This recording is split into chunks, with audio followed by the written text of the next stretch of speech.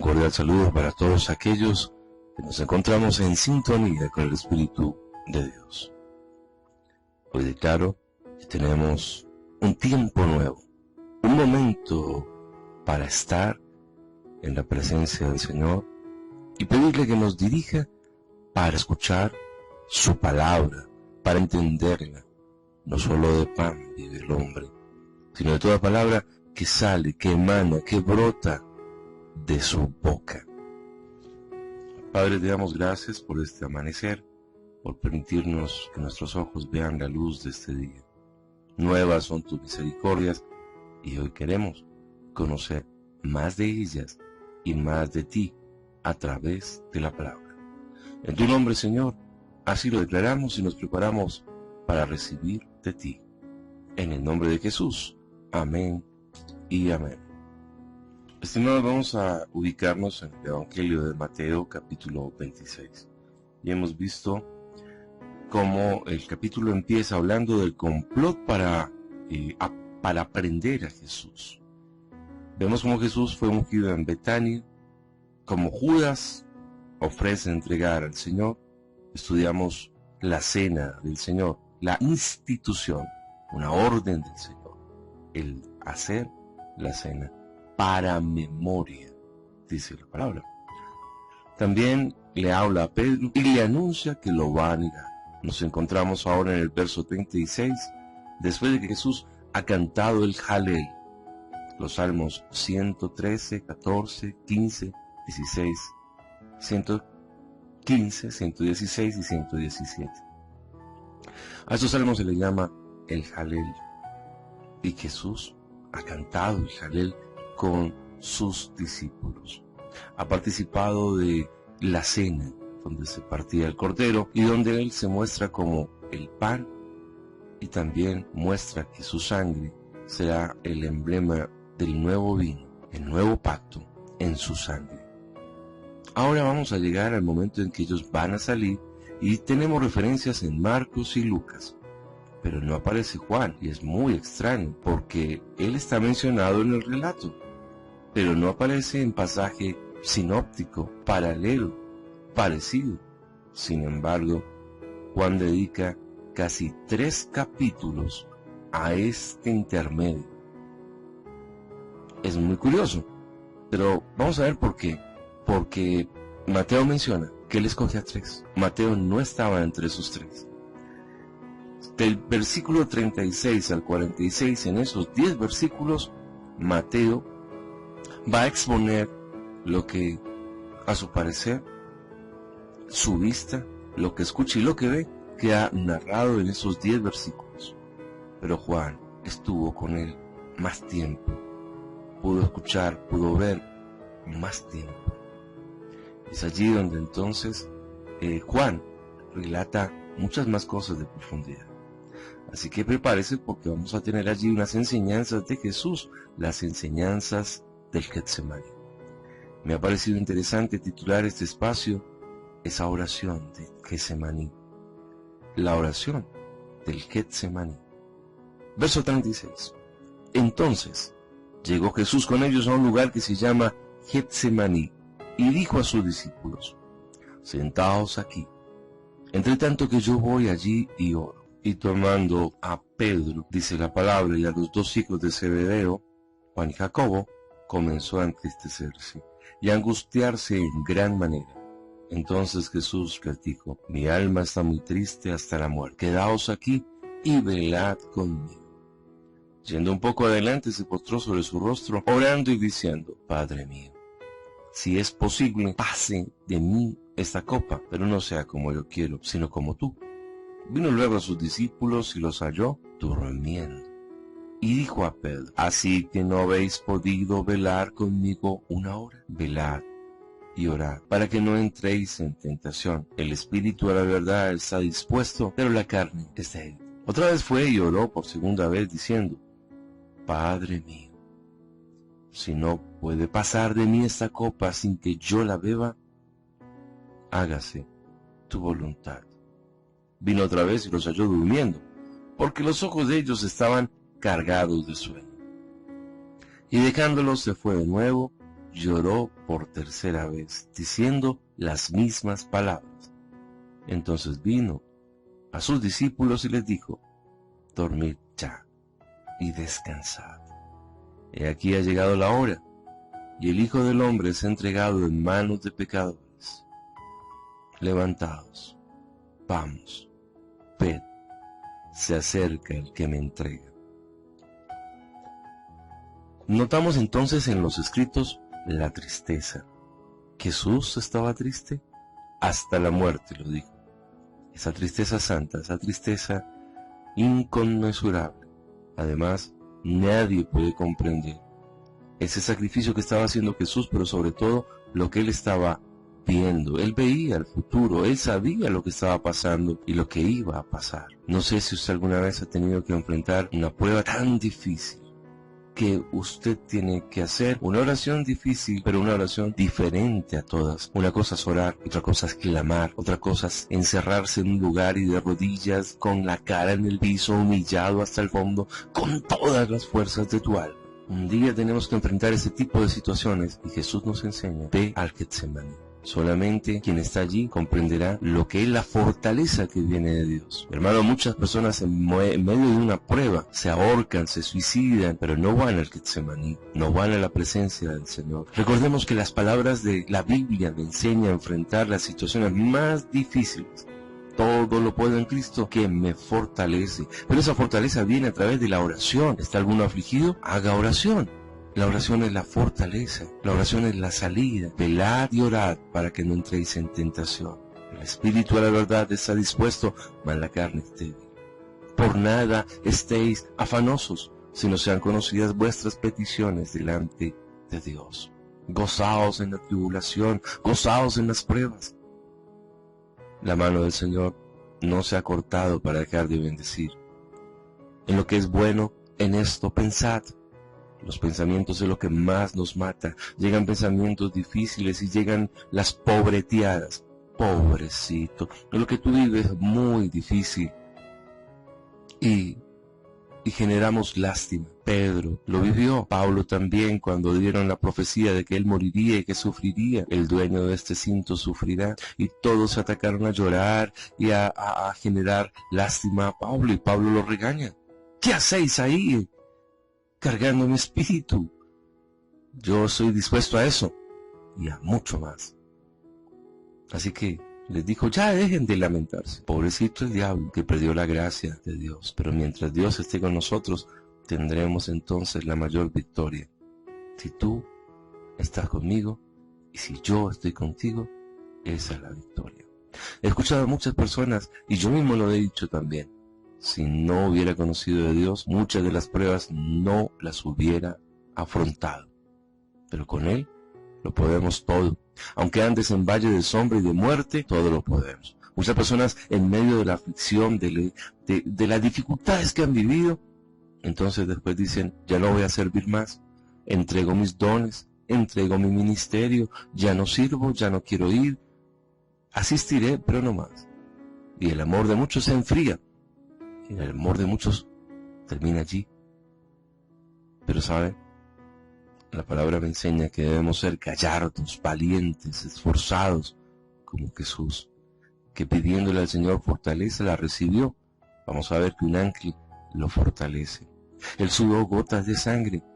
Hasta el momento yo no he visto a nadie tener tanta angustia que sude sangre, como lo hace el Señor, como lo hizo el Señor. Y Él, nos dice la Biblia, varón experimentado en quebranto. Él sí que sabe ser valiente, el siervo sufriente que con gallardía va hacia allí, hacia la cruz. Vamos a ver entonces en el verso 36 que llega a ese lugar que se llama Getsemaní. Getsemaní significa prensa de aceite. Así se le llamaban a ciertas rocas. Unas rocas eran como cónicas y eran colocadas sobre un montón de olivas. Y por eso ese sitio que está allí tiene ese nombre, el huerto de los olivos. Este árbol es un árbol que genera unas olivas, un fruto oleoso.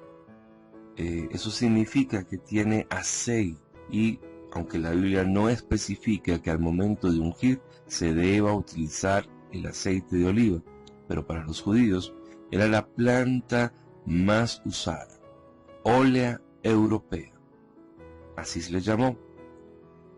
Este puede alcanzar hasta 15 metros de altura, de una gran copa, ancha, gruesa, es de un color gris y plateado. Pero ese aceite, estamos viendo, se utilizaba para muchas cosas, especialmente para ungir. Por eso es muy importante que tengamos en cuenta que estos aceites tenían varias características. Este aceite también daba luz, y era uno de los aceites que más duraba, que menos se quemaba, que menos hollín generaba. Y el extra virgen y bien sacado era considerado de gran valor. Se menciona en Éxodo 30:22 para ungir, se le da esa orden a Moisés. Se ha utilizado para ungir reyes, en Primera de Reyes 19, cuando los profetas iban a ungir a los futuros reyes o a los reyes mismos, se utilizaba el aceite. También lo menciona en el Nuevo Testamento para sanar enfermos. Lucas 10:34 nos menciona también allí ese pasaje en el que hay un enfermo y se le coloca aceite. Santiago también lo menciona, ungir con aceite. Ungir es untar, y los aceites tienen un grado especial viscoso, una viscosidad que se impregna. A diferencia de otros líquidos, este se impregna. Por eso la palabra ungido significa untado. Una vez que tú lo toques, se queda untado en la mano. Este aceite entonces tiene esas connotaciones. Es el más limpio, el más claro, el más brillante, el más duradero. De todos los aceites de animales y vegetales, es el mejor. Digestivamente, es el mejor. Son aceites buenos para consumirlo. La dieta mediterránea incluye el aceite de oliva, y en muchos platos está considerado como un buen alimento. Es alimento, es luz, es fino, es claro, es brillante, es duradero. Pero para extraerlo hay que machacarlo, hay que presionarlo. En la presión es donde bota lo mejor. Muchas personas en la presión que viven se quiebran, se rompen, se destruyen y no aguantan. Pero mire que la adversidad ha sido cambiada para victoria. Eso lo dijo José: Dios usó el mal de mi vida para este bien. Todo fue para bien. En Romanos 8:28 así dice la palabra: a los que amamos a Dios, todas las cosas nos ayudan a bien. ¿Estás pasando por un Getsemaní? ¿Estás viviendo una gran tribulación, una gran prueba? No te preocupes, Dios lo va a usar para buenas cosas. Ten fe, hijo, hija, ten ánimo, ten fe, confía en tu Creador. Él guiará tus pasos. Coloca la confianza en Él. No te apartes, no te enfríes, no te desvíes. No pienses negativamente, no pienses en amar, que tu pensamiento esté en Él. Así que los tres evangelios mencionan que han llegado a este lugar que se llama el Getsemaní. Así que Lucas menciona que esto fue un sitio en el cual también ha escogido, lo menciona Marcos, lo menciona Mateo, a tres discípulos. A los demás les dijo: sentaos aquí entre tanto que yo voy allí y oro. En Marcos menciona diciendo lo siguiente: como solía. Y lo menciona Lucas, perdón. Y saliendo se fue como solía al monte de los olivos. ¿Y a qué iba al monte de los olivos? ¿A dormir? Sí, iban a dormir. Pero también iba a enseñarles. Y también iban a orar, como solía. ¿Dónde encontramos a Jesús? El traidor Judas va a llevar a soldados, a guardianes, a buscar a Jesús. ¿Dónde lo encuentro? ¿Dónde encuentro al tal Jesús? Lo vamos a encontrar donde Él suele estar, haciendo lo que Él suele hacer, orando. Dígale al enemigo que si te está buscando, te busque en el cuarto de oración. Que tú tienes un Getsemaní, que si alguien te busca, ya sabe dónde encontrarte. Te encuentran en los pies de Jesús, te encuentran de rodillas, te encuentran clamando. Qué lindo. Y por eso entonces, así va a ser. Sus discípulos están allí y dice que toma a Pedro y a los dos hijos de Zebedeo, Juan y Jacobo. 3, otra vez los 3. ¿Pero dónde aparecieron ellos? En la transfiguración. Estaban allí otra vez los 3. En la resurrección de la hija de Jairo, otra vez los 3. Pero espera un momento. Resurrección, en la gloria de su transfiguración, y ahora, momentos antes de la crucifixión, en su agonía. 3 episodios. Agonía, muerte y resurrección, y su gloria. Ellos eran testigos de lo que le iba a pasar al Señor Jesús. En muchos escritos se encuentra que se le llama el grupo de los íntimos. Y como profesor te puedo decir que en muchas ocasiones siempre tenemos en un salón de clases a los que son mejores, a los que son respetuosos, a los diligentes y a los que hacen caso, y otros que no. Siempre hay alguien que se destaca, hay alguien que ocupa el primer lugar, hay alguien que es el mejor de todos, y hay otros que no lo son, otros que luchan, otros que no quieren serlo. Pero aquí muestra a 3 discípulos que además de todo serán testigos. Y comenzó a entristecerse. Sí, Señor, Jesús se entristeció. Jesús tuvo tristeza y él dijo, estoy triste hasta la muerte. Entonces, si Jesús tuvo tristeza, pues yo también puedo tener tristeza. Yo también puedo estar triste. Sí, todos tenemos un tiempo en el cual tendremos que enfrentar tristeza, pérdida, dolor, luto, enfermedad. Pero una cosa es que tenemos que enfrentarla. ¿Y con quién la enfrentamos? Y otra cosa es quedarnos allí sin acudir a quien nos dé la fortaleza. ¿Estás afligido? Haga oración. Busque la fortaleza en el Señor.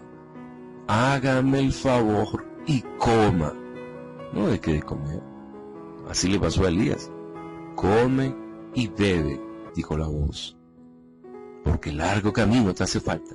Aquí no termina todo. Terminaste con una persona que amabas. Ha terminado ese noviazgo, ha terminado esa relación. Para muchos es la desgracia más grande y es muy doloroso, lo sabemos. Pero ahí no termina todo. La vida continúa. Vamos a seguir. El mejor homenaje a los que se fueron, a los que murieron, a los que tenemos que enfrentar el luto es seguir viviendo. Ellos ya fueron a descansar. Nosotros un día le pedimos al Señor podamos encontrarnos allí en su tierra, en la tierra nueva, encontrarnos con Él. Y dice que comenzó a angustiarse en gran manera. Entonces Jesús les dijo, mi alma está muy triste hasta la muerte. Quedaos aquí y velad conmigo. ¿Qué es velad?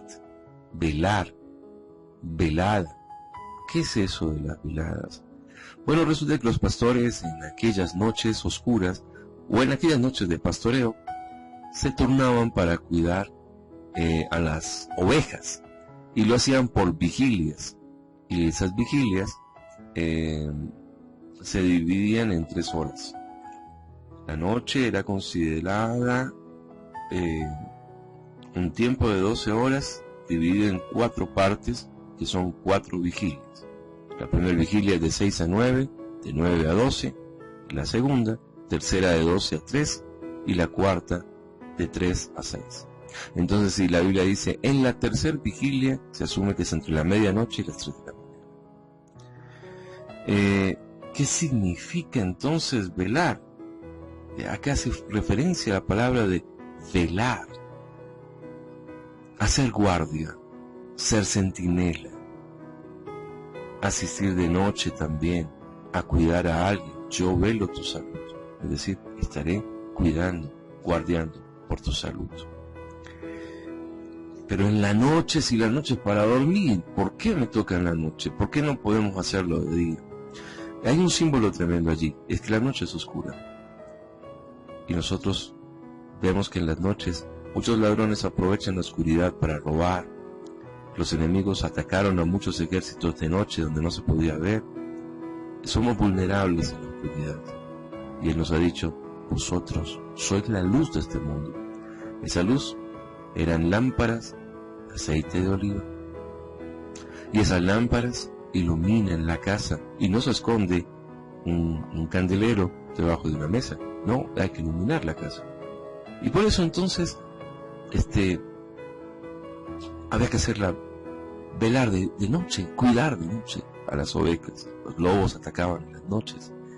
Y es un acto para comprender esas enseñanzas. Estamos en momentos oscuros, el mal se multiplica y el amor de muchos se enfría.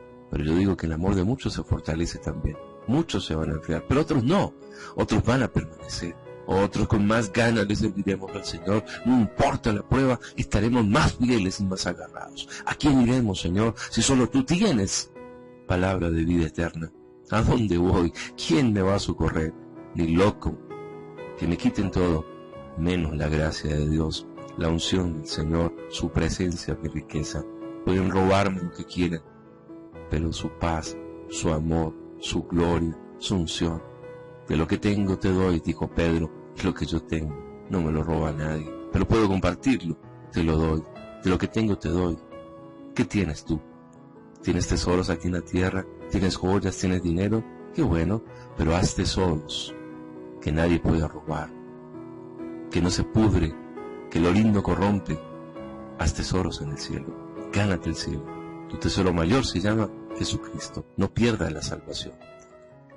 Y entonces vemos que así están estas cuestiones. Y les dice, quedaos aquí, velad conmigo. El maestro y sus discípulos velan. Dice que yendo un poco adelante, Lucas dice, a un tiro de piedra. Coja usted una piedra y láncela. Y esa sería la distancia en la cual estaban los discípulos, más o menos a más de 50 metros, alrededor de 50 metros. Entonces Jesús estaba allí con ellos. Se postró sobre su rostro, orando y diciendo, Padre mío, si es posible, pasa de mí esta copa, pero no se haga como yo quiero, sino como tú. ¿Cómo? ¿Qué está pasando aquí? Padre mío. Bueno, vamos a ver que en los evangelios aparece una palabra que se llama Abba. Abba Padre, Marcos 14:36. Abba Padre. Abba era una expresión de los niños judíos a sus padres, a sus papás, y significaba papito, papá. Una expresión como cuando los bebés dicen papito mío, mi papi. Es una expresión de un bebé, de un hijo pequeño para su papá. En ese tiempo en que los niños no les da pena salir corriendo y abrazarlos y besar a sus papás. Con el tiempo se va perdiendo tal vez esa alegría, esa expresividad, y por eso nos dice que aprendamos de ellos. Aquí el Señor está buscando el abrazo del papá, papi, padre mío, papito mío. Si es posible, pase de mí esta copa. No quería, duele mucho, no quiero hacerlo, no quiero enfrentarlo. Pero mira cómo responde el Señor. Pero no sea como yo quiero, sino como tú. Y la frase famosa, hágase tu voluntad, mas no la mía. Qué hermosa palabra. Si hay algo duro que encontremos en la vida es el diamante. Es durísimo. Nadie lo puede rayar, solo otro diamante. Hay metales duros. Titanio es duro. Pero inclinar la cabeza es más duro que todo ello. Que el Señor dijo en su palabra, este pueblo de labios me honra, pero su corazón está lejos de mí. Este pueblo es duro de cerviz. La cerviz es un hueso bisagra. Permite que su cabeza diga sí o que se mueva, pero sobre todo que se incline. Es esa bisagra que hace que la cabeza se incline. Es el cerviz. Una bisagrita, que en ocasiones es más dura que el diamante, porque no bajamos la cabeza, porque no nos humillamos. Y por eso dice la palabra, humillaos bajo la poderosa mano del Señor. Inclinar el rostro, inclinar nuestra cabeza, a veces es más duro que el diamante. Y dice la palabra acá, que entonces él se postró sobre su rostro en tierra, orando y diciendo, pasa de mí esta copa. Vino luego a sus discípulos y los halló durmiendo. Aquí dice que se refiere a Pedro, ¿cierto? En Marcos va a mencionar que también es a Pedro. ¿Duermes? ¿No has podido velar conmigo una hora? Una horita aunque sea. Y le escogió el sueño. Despiértate tú que duermes, dice la palabra, y te alumbrará Cristo. Dormidos. Es una exhortación que nos hace. ¿Estamos dormidos o estamos despiertos? ¿Cómo estás en tu ministerio? ¿Cómo estás en tu vida? ¿Estás despierto o estás dormido? Dormido espiritualmente. Pues bueno, despiértate, tú que duermes, y te alumbrará Cristo. Este tiempo no es para quedarse quieto, no es para quedarse en la cama. Levántate a orar, levántate a clamar, como solía, como suele, como es costumbre, que nos encuentren orando. ¿Dónde está en su cuarto? Orando. Pero muchos están en su cuarto, pegados a su celular, revisando redes sociales, pasando 3 o 4 horas en redes sociales. Pasamos horas viendo un partido de fútbol, viendo una novela. ¿Y qué tiempo dedicamos nosotros a orar? El secreto de ese ministerio del Señor era la oración. Los discípulos, en especial uno, le dijo, enséñanos a orar. No dijo, enséñame, dijo, enséñanos a orar. El secreto estaba allí, en la oración. Y vamos a ver en Lucas, que cuando él estaba en la mayor agonía, dice en el verso 43 de Lucas 22, y se le apareció un ángel del cielo para fortalecerle. ¿Ángeles? ¿Qué son los ángeles? Consiervos. En palabras más, los ángeles están para ayudarnos. Son consiervos nuestros. Y por eso vemos que Eliseo hace una oración por Giezi y le dice, más son los que están con nosotros que los que están con ellos. Giezi veía un ejército imparable, muy grande, muy poderoso, tuvo miedo. Eliseo estaba tranquilo. Y Eliseo ora por los ojos de Giezi y le dice, después de orar, que mirara hacia el cielo, y que él dice que cuando mira hacia el cielo, ve escuadrones de ejércitos en el cielo, ángeles, que pelean por ti. A sus ángeles mandará para que tu pie no tropiece. Los ángeles son consiervos, están para el servicio del Señor, pero también para ayudarnos. Así que no estás solo. Y aquí un ángel se aparece para fortalecerle. Qué hermoso. Vamos a ver que Lucas es el que menciona. Y estando en agonía, oraba más que intensamente, y era su sudor como grandes gotas de sangre que caían hasta la tierra. Esa enfermedad, bueno, no es enfermedad, es una situación difícil que se genera.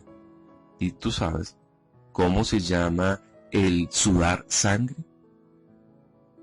Esto es una acción que se da por la dilatación de los vasos sanguíneos, la hematohidrosis. Esto también se le conoce como hemidrosis o hematidrosis, y es una afección en la cual los vasos sanguíneos capilares que alimentan las glándulas sudoríparas se rompen, o sea, las glándulas que provocan el sudor, provocando que se salga la sangre, que exude sangre. Y solamente ocurre en condiciones de estrés físico o un estrés emocional extremo. Nosotros hemos vivido momentos difíciles, momentos donde hemos llorado, hemos tenido pánico, pero jamás, por lo menos yo no, he sudado sangre. Si alguien lo ha hecho es porque está en una condición supremamente extrema. La pasión, la agonía, el sufrimiento del siervo, del varón de dolores, estaba en su máximo momento.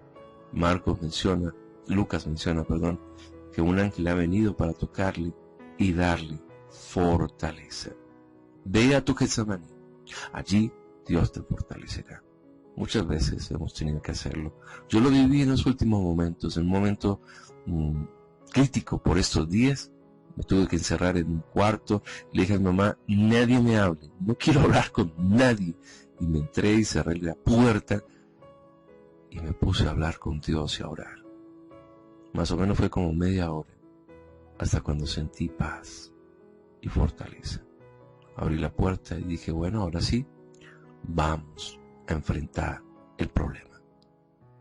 Qué bueno que tú tengas ese Getsemaní, te lo aconsejo. Y mi Padre que ve en lo secreto, te recompensará en público.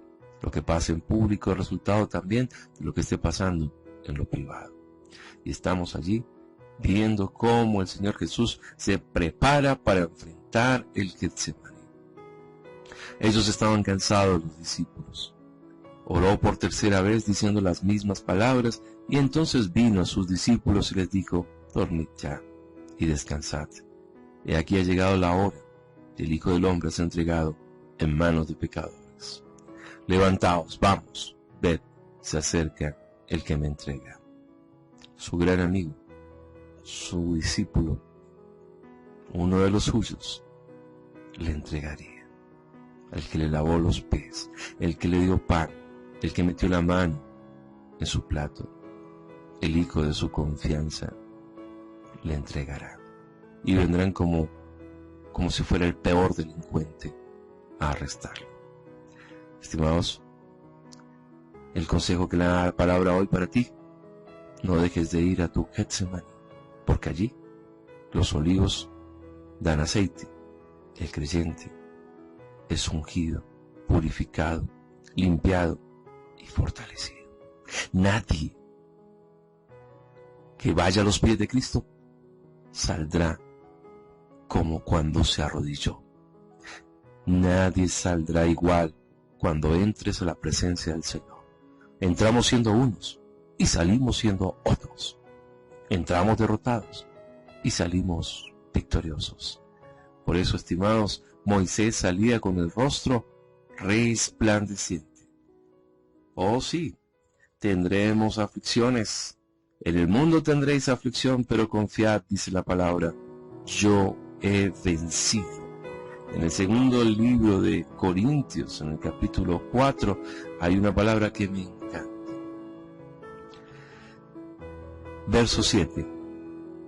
En el capítulo 4 de segunda de Corintios dice, pero tenemos este tesoro en vasos de barros, para que la excelencia del poder sea de Dios y no de nosotros, que estamos atribulados en todo, mas no angustiados, en apuros, mas no desesperados, perseguidos, mas no desamparados, derribados, pero no destruidos. Hermanos, estamos viviendo por la fe y somos más que victoriosos en Cristo Jesús. Él prometió estar contigo, aunque andes en valle de sombra y de muerte. Él estará contigo. Disfruta tu Getsemaní. A todos ustedes, muchísimas gracias por la compañía. Un fuerte abrazo para ti y para toda tu familia. Dios te bendiga.